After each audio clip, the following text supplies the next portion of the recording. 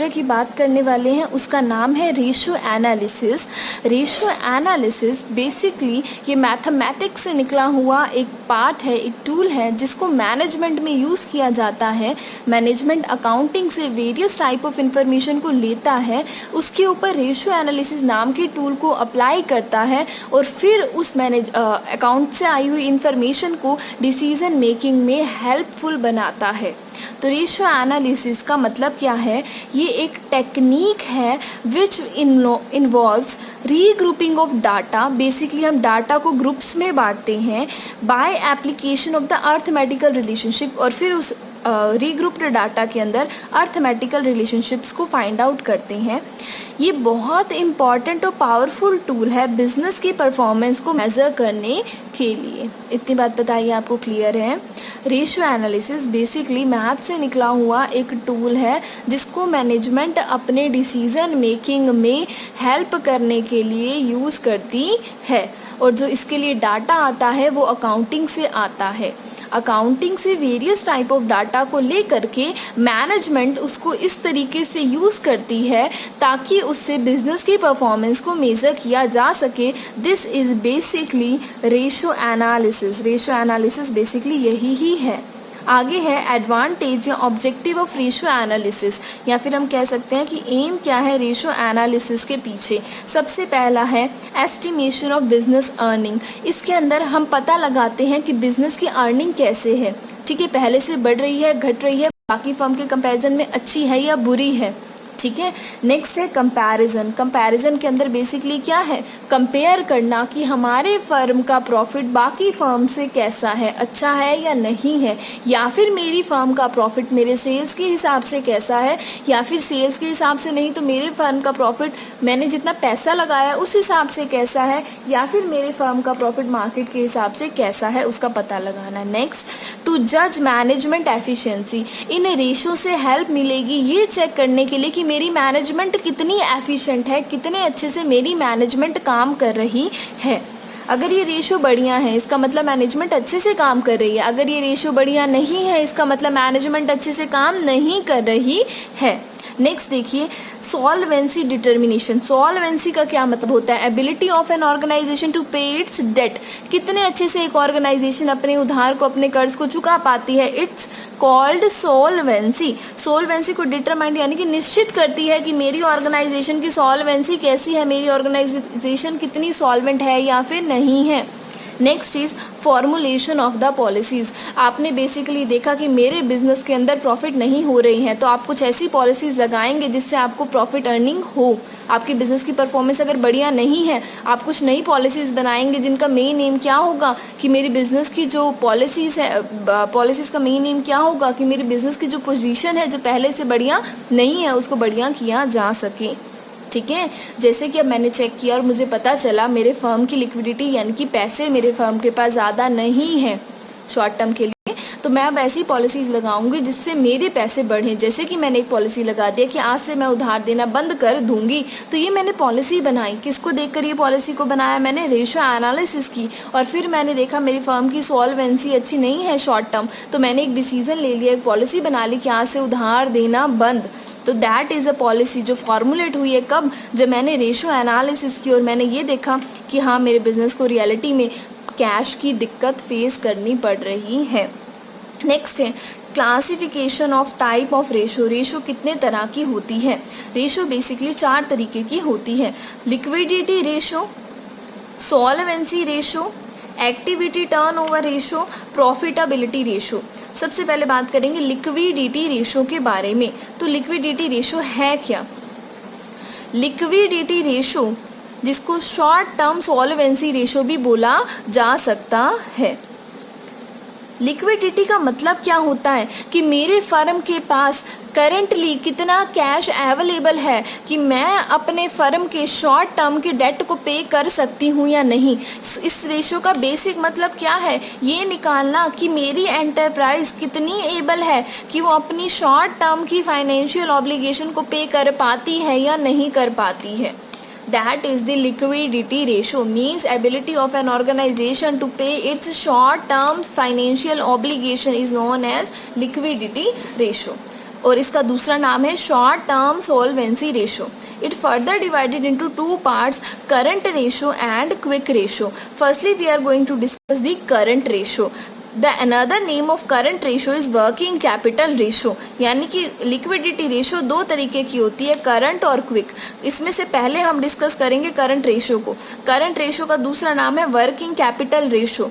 जो कैसे निकलती है, इसको निकालने के लिए जब हम अपनी करंट एसेट्स को करंट लाइबिलिटी से डिवाइड कर देते हैं तो हमारे पास क्या आ जाती है, हमारी करंट रेशो आ जाती है. अब आपके मन में एक सवाल होगा कि करंट एसेट्स क्या होती हैं और करंट लाइबिलिटी क्या होती हैं. तो करंट एसेट्स बेसिकली वो एसेट्स हैं जो एक साल के अंदर अंदर कन्वर्ट हो जाएंगी कैश में, या फिर वो है ही किस में, कैश की फॉर्म में है. These are the current assets. Current assets are those properties, those resources whose owner is our business organization and it is converted into cash within 1 year. जो एक साल के अंदर अंदर कैश में क्या हो जाने वाली है, कन्वर्ट हो जाने वाली है, वो हमारी करंट एसेट्स हैं. ठीक है, तो पहले हम करंट एसेट्स को डिस्कस करते हैं, फिर देखेंगे करंट लाइबिलिटी क्या है. करंट एसेट्स के अंदर क्या क्या इंक्लूड करना है. करंट इन्वेस्टमेंट को इंक्लूड करना है, इन्वेंट्री को इंक्लूड करना है, पर उस इन्वेंट्री के अंदर स्टोर्स और स्पेयर पार्ट और लूज टूल को नहीं लेना है क्योंकि वो करंट नेचर के नहीं होते हैं. ठीक है, वो किस नेचर के, नॉन करंट नेचर के हैं, बिजनेस में रहने वाले हैं एक साल से ज़्यादा समय तक. नेक्स्ट है trade receivable. Trade receivable basically is the sum total of debtors plus B R. Debtor और बी आर हमारे, ठीक है, जिन्होंने हमें पैसा देना है. These are the trade receivables. Cash and cash equivalence, क्योंकि ये तो ऑलरेडी ही कैश की फॉर्म में है, या बैंक का बैलेंस आ जाता है इसके अंदर. नेक्स्ट है शॉर्ट टर्म लोन. जो मैंने किसी को लोन दिया हुआ है थोड़े समय के लिए, 2 महीने के लिए, 3 महीने के लिए, वो मुझे इसी टाइम पीरियड के अंदर ही वापस भी मिल जाएगा, तो वो मेरी एसेट है, short term loan. And advances and other current asset. उसके अलावा कोई और भी एसेट जो करंट है, जो पता है इस साल के अंदर अंदर बिक जाएगी और उससे मुझे कैश मिल जाने वाला है, this is the current asset. इन सबको जब आप जोड़ देंगे तो आपको क्या मिल जाएगा, आपकी करंट एसेट्स. मीन्स बिजनेस की ऐसी एसेट जो एक साल के अंदर अंदर कन्वर्ट हो जाएंगी, किसके अंदर, कैश के अंदर, या फिर वो ऑलरेडी ही कैश की फॉर्म में है. तो ये होती है हमारी करंट एसेट, जो आपको कहाँ लिखना है, टोटल करके यहाँ ऊपर. जब आप करंट एसेट्स को देख रहे हो, क्वेश्चन में से निकाल रहे हो, तो एक चीज़ का ध्यान रखना कि अगर क्वेश्चन में डेफर्ड रेवेन्यू एक्सपेंडिचर आ जाते हैं, यानी कि एसेट साइड पे कोई ऐसी एसेट दिखती है जो रियलिटी में आपकी एसेट नहीं है, जैसे कि एडवर्टाइजमेंट के खर्चे, इस तरीके की कोई एसेट दिख जाती है, तो उसको आपको नहीं लेना है. वैसे तो वो करंट एसेट्स में आपको मिलेंगी ही, बट अगर कभी आपको मिल भी जाती हैं तो आपको उसको नहीं लेना है, बिकॉज वो आपकी एसेट नहीं है, वो आपकी संपत्ति नहीं है, वो आपको कैश रियलाइज करके देने वाली नहीं है, बल्कि आपको उसके लिए कैश को क्या करना पड़ेगा, पे करना पड़ेगा. ठीक है, तो वो आपकी एसेट नहीं है. नेक्स्ट, स्टोर्स को नहीं लेना है, स्पेयर पार्ट्स को नहीं लेना है, लूज टूल्स को आपको नहीं लेना है, क्योंकि वो आपकी करंट एसेट नहीं होता है. नेक्स्ट, अब बात करें, आपके पास ऊपर वाली चीज़ मिल गई. अब आपको क्या प्रॉब्लम आ रही है कि करंट लाइबिलिटी क्या होता है. लाइबिलिटी का मतलब होता है वो उधार जो आपको पे करना है, अभी तक आपने पे नहीं किया है, वो उधार आपका क्या होता है, लाइबिलिटी होता है. और करंट लाइबिलिटी ये उस उधार से है जिसको आपको इस साल के अंदर अंदर क्या करना है, पे करना है. इन 12 महीने के अंदर अंदर जिस उधार को आपको पे करना है, वो आपके क्या बन जाती है, करंट लाइबिलिटी बन जाती है. करंट लाइबिलिटी के अंदर इंक्लूड क्या होता है, जो आपने थोड़े समय के लिए उधार दे रखा है और आपको इसी साल के अंदर अंदर उस उधार को वापस चुकाना पड़ेगा, वो आपका क्या होती है, करंट लाइबिलिटी. यानी कि बिजनेसमैन के सिर के ऊपर कितना ऐसा कर्ज है जो बिजनेसमैन को इसी साल ही वापस अदा करना है, that is the current liability. उसके अंदर आते हैं शॉर्ट टर्म बोरिंग, जो थोड़े समय के लिए मैंने उधार ले रखा है. Trade payable. Trade payable basically is the total of creditors, यानी कि लेनदार प्लस बिल्स पेबल. ठीक है, नेक्स्ट है अदर करंट लाइबिलिटी. उसके अलावा कोई भी अगर अदर करंट लाइबिलिटी हो, वो सारी की सारी मेरी क्या आती है, करंट लाइबिलिटी. अब बेसिकली आपको करना क्या है, सारी करंट एसेट्स को जोड़कर ऊपर लिखना है, क्वेश्चन में सारी करंट लाइबिलिटीज को जोड़कर नीचे लिखना है, उन दोनों को आपस में आपको डिवाइड कर देना है. जो आपके पास रेशो आ जाए उस रेशो का नाम है करंट रेशो, या आप कह सकते हैं वर्किंग कैपिटल रेशो. इसकी एक आइडल फॉर्म है, दैट इज 2:1, कि एक साल के अंदर अंदर जो लाइबिलिटीज आपको पे करनी है वो 1 होनी चाहिए, मीन्स आधी होनी चाहिए. किसके कंपैरिजन में, उस एसेट्स के कंपैरिजन में जो एक साल के अंदर अंदर आपकी कैश की फॉर्म में कन्वर्ट हो जाएंगी. नेक्स्ट हम बात करेंगे इसी के सेकंड पार्ट की, that is quick ratio. Another name of quick ratio is liquid ratio, और we can say that acid test ratio. What about this ratio? This ratio is equal to liquid assets or quick asset divided by current liability.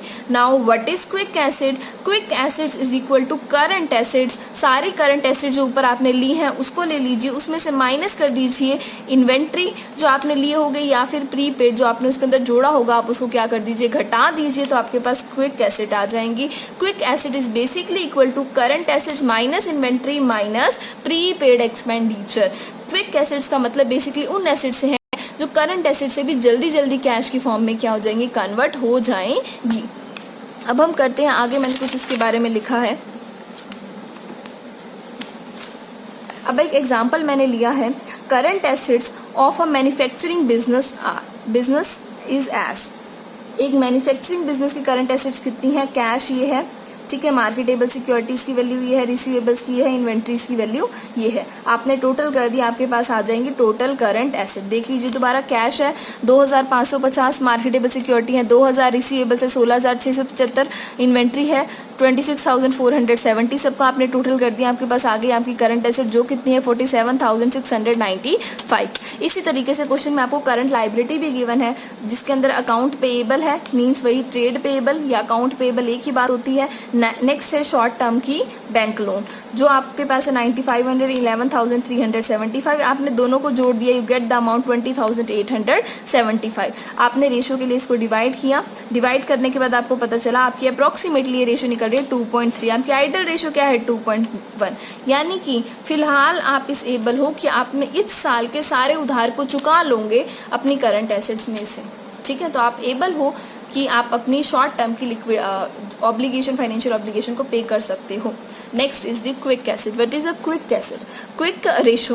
Quick ratio के लिए current liability आपने निकाल रखी है, आपको सिर्फ क्या चाहिए, क्विक एसेट्स. क्विक एसेट्स है current assets minus inventory minus prepaid. Question में देखिए प्रीपेड नहीं गिवन बट आपको इन्वेंट्री गिवन है, तो आप उस इन्वेंट्री को क्या कर देंगे, माइनस कर देंगे, तो आपके पास आपकी क्या आ जाए, क्विक एसेट आ जाए. अगर कुछ प्रीपेड होता है तो उसको भी आप माइनस कर देते हैं, अदरवाइज वो प्रीपेड की जगह आप नील या जीरो भी लिख सकते हैं, लिखने की ज़रूरत भी नहीं है, आपका सीधा ये क्या आ जाएगी, क्विक एसेट आ जाएगी. नेक्स्ट देखिए quick ratio. Quick asset divided by current liability. Current quick asset जो हमारी आ रही है वो आ रही है 21,225. मैंने उसको अप्रॉक्सीमेटली करके ये 20,875 लिख दिया ताकि आपको सीधा सीधा मिल जाए. That is equal to 1:1. Approximately आ रहा है 1:1 और हमारी आइडल रेशो भी क्या है, क्विक रेशो 1:1. मीन्स हमारी बिजनेस बहुत अच्छी कंडीशन में है. फिलहाल हमारी क्विक रेशो बढ़िया है, हमारी करंट रेशो भी इस टाइम पर बढ़िया है. नेक्स्ट लेक्चर में हम इससे आगे वाला करेंगे डिस्कस. हमारा लिक्विडिटी रेशो खत्म हो चुका है, अगर थोड़ा बहुत कुछ रहता होगा तो मैं